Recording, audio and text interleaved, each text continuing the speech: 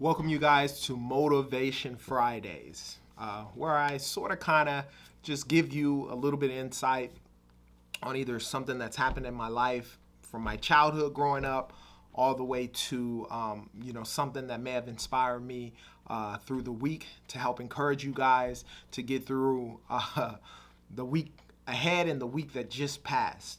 But nevertheless, I want to talk about confidence, it being instilled in you as a kid and where it comes from, as well as obviously from that childhood going into your adulthood, how that can help you. I want to discuss 3 times within my childhood when people saw potential in myself, which gave me confidence that I didn't even see in myself. So stay tuned. My name is Jay, and welcome to Ask a Debt Collector. Now, I've been in the debt collection industry for over 15 years. I've done it all, from skip tracing to collecting to management, and I've owned 2 debt collection agencies. For the past 8 years, I've been the go-to guy for friends and family for questions regarding debt and credit, and now I want to be that person for you. If you have any questions, put them down in the comment section. I promise I'll answer those questions. Let's go. Be sure to like and subscribe, as I am growing this YouTube channel with a lot of great content and so forth. So like and subscribe, share it with your friends and family. There are 3 times in my life where I would say somebody saw something in me that I did not see in myself. The reality is, as a kid, confidence comes from your parents. And like I told you guys before, coming from a broken family, being raised by my grandmother who had 7 grandkids, and I don't really remember a time where she, sat me down or said something along the lines of, seeing potential in me. But, there were always rules. We had to clean. We had to do all the stuff that we did. We had to do, and if those things weren't done, there were consequences. But instilling confidence in your kids is so key. And if I didn't have this instilled at the times that I had them instilled in me throughout my childhood, I'm just not sure where I would have been and people seeing something in me. But nevertheless, let's get to grade school. I've talked a little bit about elementary school. Now let's get to grade school, 6th through 7th grade. Basically, obviously coming from elementary school to junior high school, I went to a school called O'Farrell, which is now a K through 12 school, but at the time it was only 6th through 8th grade, a very big junior high school in Southeast San Diego. Nevertheless, obviously going there, not really having much confidence due to the fact that, within inner city schools, a lot of times, the popular kids are the kids who had the nice shoes and the nice clothes. That's just what it was all predicated on. And me coming from where I came from, I just didn't have those things. I didn't have a lot of confidence. So 6th grade year was okay. If I remember, I think I had to go to summer school. I went to summer school all those years just from being lazy. Not necessarily not being able to do the stuff, but just being lazy. Going home, not really having somebody on me saying, hey, did you get your homework done? Did you do this? Did you do that? I would just get in trouble when grades came out. But nevertheless, 6th grade happened. 7th grade, I switched schools. I left. I went to North Park Apostolic. It was a private school. In that school, you took a test or whatever. I was really good at math. I don't know why or how this happened, but I was sort of kind of good in math. And I remember we had a math teacher at that private school, and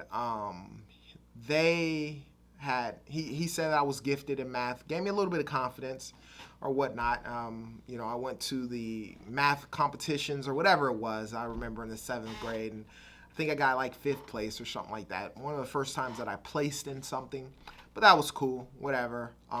Then the following year, that school got shut down, so I went back to O'Farrell. And when I went back to O'Farrell, my 8th grade year, by this time, big shout out, we had this thing called the Casey Family Program. It was for foster youth. It was the first time that they launched in San Diego. Basically, this program basically paid for you to go to school. It gave you money with regards to allowance as far as your dress wear goes and all of that type of stuff. And so this was one of the first times I remember buying a pair of Reebok pumps. I don't know if you guys know what those shoes are, but the Casey Family Program was a great program. It sort of kind of helped save my life as far as my confidence goes, as far as clothes goes, because they would give a clothing allowance to our parents with regards to school. So that was the first time, I remember I got Ralph Lauren sweaters. I had, Reebok pump shoes. I had nice jeans, a lot of nice stuff at that time span. So going into my 8th grade year, I was a little bit confident, but, not too much. And, the year's going on and, I'm doing everything I'm supposed to be doing at the beginning of the year.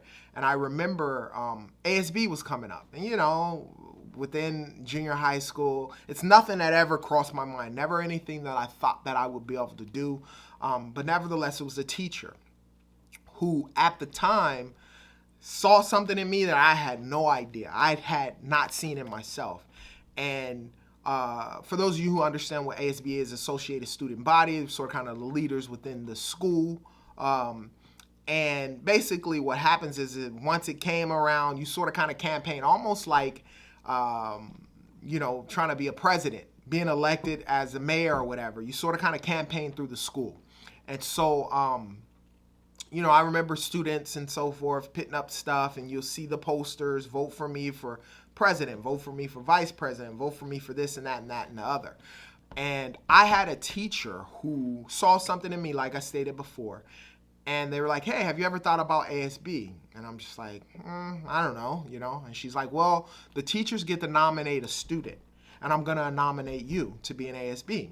And she was like, don't worry about it. You'll get in. You don't have to worry about votes or all the other stuff because the teachers get to vote someone, and I see a lot of potential in you, and I'll do it. And this was a English teacher that I had in a class that English where I had all the potential, but I just didn't really try much.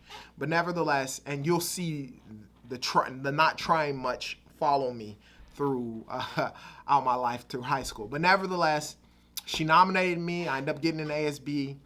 And I just couldn't believe it. It was cool and it was great, a great experience. I messed up a little bit within the ASB situation, but nevertheless, a teacher saw something in me. It boosted my confidence, and that helped me. Okay, so now let's fast forward. 9th grade year, I went to a school called Morris High School, which I did not like going to. At the time, they had the riots. It was Mexicans against blacks, which till this day, I don't understand why those two races don't get together. Don't get along. We grow up in the same neighborhood. We do a lot of the same stuff. One of my best friends was Mexican, but nevertheless, they had those riots. And I used to have to walk to school. So I had to walk from my house all the way to school, like everybody's store. I think it was probably 3 or 4 miles one way and back. And it was far. So I used the riots as an excuse to get out of that school. Nevertheless, the 9th grade year, I failed everything. My 9th grade year, my freshman year in high school, I failed every single class besides math. And it's because someone told me that I was good at math. So I just sort of kind of took a liking to math, and every other class I failed. So then that next year, similar to what happened in the 6th and 7th grade year where I went to a private school, same thing. So I ended up going to a private school, trying to get out of the walk all the way to Morris. I ended up going to a school called San Diego Academy. It was a Seventh-day Adventist school. So basically at this school, in my 10th grade year, same situation. I failed everything. But Seventh-day Adventists, I didn't know. They're pretty much Christians. They believe the Sabbath day is Saturday, and that's the day they go to church, and then they don't eat meat, which is something I found out at that school one time, eating a corn dog, thinking it was a real corn dog, and it was like a vegan corn dog. But nevertheless, that was my situation there. Failed everything but math. Same situation. Just didn't really have much potential. And then with meeting a good friend of mine's, Anthony Johnson, who was 2 years under me. He was actually 4 years. No, about 3 years under me. He's actually around my younger brother's age, but he was very talented in sports. He lived on our block, and he was always taller. He could always, he could play with us, the older kids. But nevertheless, he was going to a school called Horizon. He said it was a great school. He had a brother, Chris Johnson. I don't know if you'll see this video, but his brother, Chris Johnson, at the time was playing for the Minnesota Vikings. He played in the NFL. He went to San Diego State. And so, it was like, hey, they were Christian. They were like, hey, come to Horizon. It's a great school, great opportunity. Told my grandmother about it, told the Casey Family Program, which is the program that actually paid for me to go to that school. And I got accepted into the school. You had to go and, you go through an interview. I came in a double-breasted suit. My coach, one of the coaches, Coach Lewis, he always talks about that. He used to joke about that, but I came in a double-breasted suit. I had a lot of confidence. I don't even know where it came from, but went to the school, ended up getting accepted into the school and playing football. Now, football was something that taught me so much, but I always give a lot of credit to 3 coaches that I had at that time: Coach Chris, Coach Lewis, and Coach Gordon. So Coach Chris, Coach Lewis, and Coach Gordon. And they instilled in confidence into myself. So my 11th grade year, the first time that I could, just because they showed that they cared. Showing me that they cared helped push me. So for the first time in my whole life, grades come out. Obviously, those of you who play football, you can start playing football, you get to play, and then come November, December, your first grades come out. And you can see if you're eligible. And for the first time in my life, I got like a 2.6 GPA. I tried somewhat. I didn't, push myself. But nevertheless, that felt great. And then that took me on a trajectory that helped me with my confidence and a lot of stuff. But the most important thing at that time span for you to understand is somebody showed that they seen some potential in me and imputed some confidence that I needed.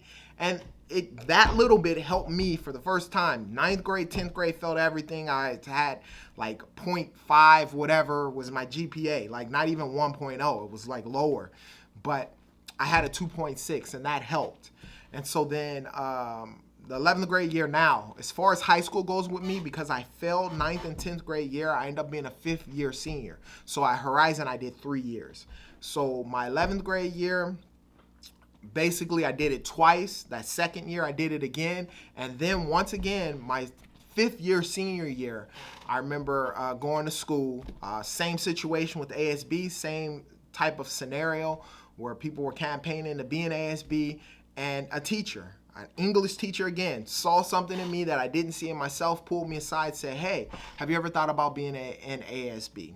And I was like, yeah, I did it one time in junior high. I was in ASB. She was like, okay, well, I'm going to nominate you for it, so you don't have to worry about it. The teachers get together. We have, a few people that we have, but I think potentially you will be great in ASB. I said, okay, if that's what you think, no biggie, I'll do it. So then when we got into ASB, now how they voted the vice president, the secretary, and the treasurer was within ASB itself. So, from grades, obviously ASB in high school represented from grades 9th through 12th grade. And I believe there were probably 16 or 17. My high school wasn't relatively like a huge high school. It's a smaller school. But nevertheless, within that group, they were like, okay, who wants to be the president, who wants to be the vice president, secretary, and treasurer. And at the time when they're asking who wanted to be the president, I had a few of the peers within that thing saying, hey, Jermaine, I nominate Jermaine. They did a vote, and I ended up becoming the president. Now, as a 5th year senior, I didn't like it as much, but I just couldn't believe that out of the top associated student body there, they looked at me as the president.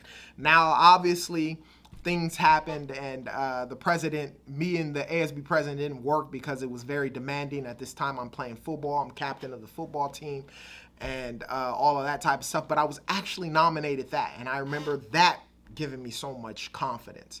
So this video is a little long, but I had to give you that. So in the 8th grade, a teacher nominated me. In the 12th, my 5th year, senior 12th grade year, a teacher nominated me for ASB. I ended up being ASB president. But in both of those ASB scenarios, I didn't do so good in there. But somebody saw something in me, and that meant so much to me. You know, I look at my kids now, and I think to myself, wow, if I had confidence, I would have been so much further. And I think that within the confinements of kids in general, a lot of times the kid with the confidence, and when I say confidence, I'm not talking about cockiness, I'm just talking about confidence, which comes from your parents or your household, right? Those kids seem to do so much better because they have the confidence to speak, the confidence to ask for something, the confidence to, you know, jump into different activities and to do certain stuff versus the people who don't have the confidence, right? And the potential sort of kind of goes down. I don't know what it is and why these teachers saw that in me, but the mere fact that they saw that in me put some confidence in myself and helped me push me to be the person that I am today. If you're a teacher, you're a supervisor at work, or whatever the circumstance is, you have to be able to look at people and see potential in them and pull that out of them. And that'll help them become a better person, in return helping you become a better person. As I always say, if you have any questions, put them down in the comments section. I promise I'll answer those questions. If you want a pay to delete letter, I know this is sort of kind of off subject, but I've been getting emails constantly, 4 or 5 a day. For that pay to delete letter, email me at askadebtcollector@barrettrecovery.com. I'll send you that letter for free. And as always, you be great.